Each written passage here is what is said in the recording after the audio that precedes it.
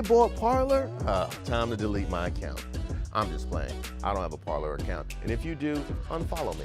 Good evening and happy Monday to you. I'm your host, Reese Waters, and I'm here to help you wind down after a long day. So sit back and relax while we kick things off with our take on a couple stories from last week. And in case you've forgotten, try and remember I'm just a simple man from gorgeous Prince George's. So you know the majority of these jokes come from a place of love, except for a few of them which don't. You can decide which ones are which. Let's begin tonight with right-wing talking head provocateur conspiracy theorist Alex Jones being ordered to pay almost $1 billion to the families of Sandy Hook Elementary School shooting victims that he spent years slandering and terrorizing.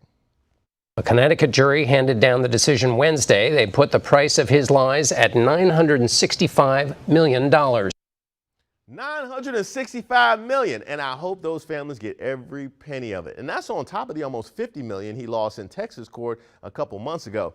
I gotta say it. Good Lord, that's a lot of money.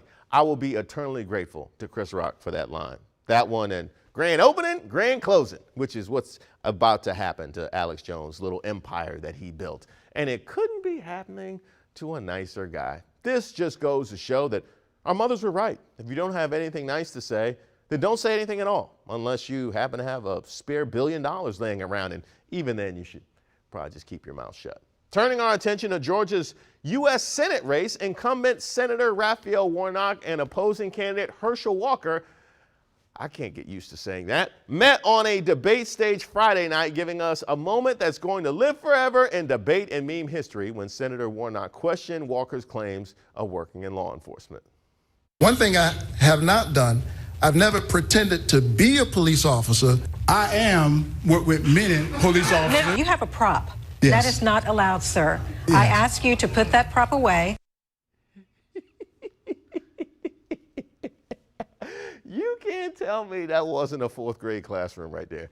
This man pulled the honorary badge and said, I am work with many police officers. That sentence alone should be an automatic disqualification, but it's not, because it's 2022. But him pulling out an honorary badge would be like me walking into King Charles' upcoming coronation ceremony in Buckingham Palace with a Burger King crown, shouting, I is royalty, put some respect on my name.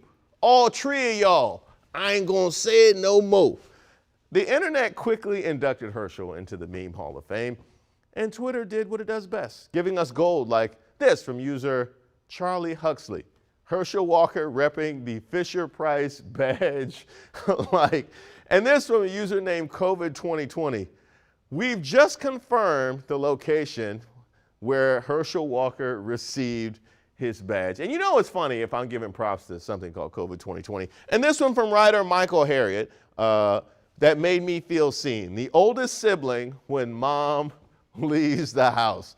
Walker actually doubled down in an interview today, because of course he did, saying that it's a real badge and he's been working with law enforcement officers for years, probably about as long as I've ruled all the Burger Kings in Prince George's County.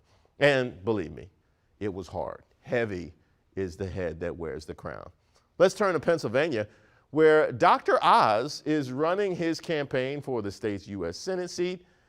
And boy, what a campaign it's been. Now, he's doing really well for himself, other than the fact that, you know, he's never lived in Pennsylvania, buys tourist trap cheesesteaks, and doesn't know where you can get an affordable crudité. So it's no surprise that a seemingly random woman he comforted at a community discussion group on gun violence turned out to be one of his paid staffers, which isn't against the rules or anything. And she has lost family members to gun violence, but still, that's kind of thing you probably want to tell people if you're trying to seem authentic, which for a man who made a fortune selling miracle weight loss products is of the utmost importance, I'm sure.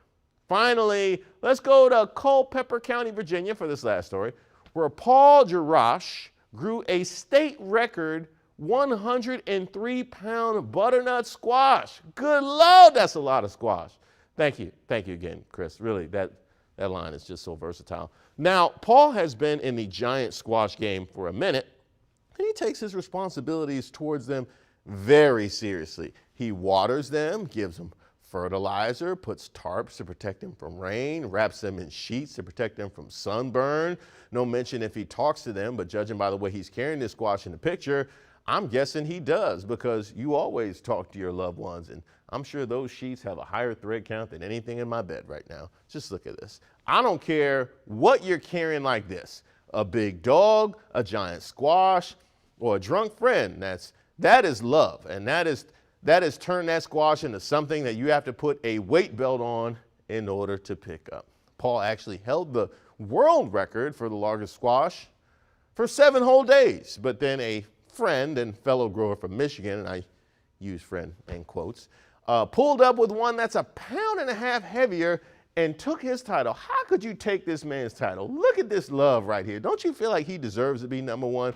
This guy in Michigan, he must be singing to his. I have no idea what songs a squash will respond to. Maybe Yellow by Coldplay, or maybe it's that Orange Crush by REM. You decide.